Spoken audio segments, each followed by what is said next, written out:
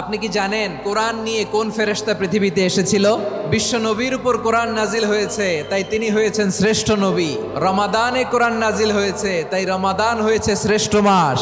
কদরের রাতে কোরআন নাজিল হয়েছে, তাই কদর হয়েছে শ্রেষ্ঠ রাত। সাইয়েদনা জিবরিল কোরআন নিয়ে এসেছেন, ফলে উনি হয়েছেন শ্রেষ্ঠ ফেরেশতা। আমরাও যদি কোরআনের সাথে সম্পর্ক বাড়াই, আমাদের মর্যাদাও এরকম, আমাদেরকেও শ্রেষ্ঠ মানুষ বানায় দিবে কে?